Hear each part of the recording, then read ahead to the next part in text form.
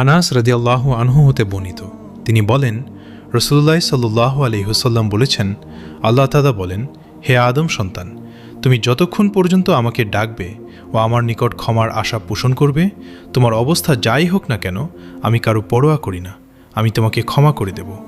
হে আদম সন্তান, তোমার গুনাহ যদি আকাশ পর্যন্তও পৌঁছে আর তুমি আমার কাছে ক্ষমা চাও, আমি তোমাকে ক্ষমা করে দিব, আমি কারো পরোয়া করি না।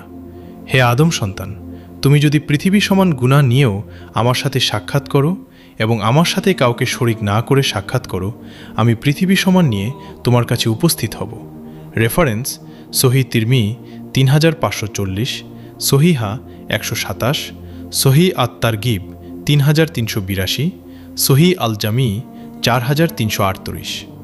আপনি চাইলে ভিডিওটি শেয়ার, কমেন্ট, লাইক করতে পারেন।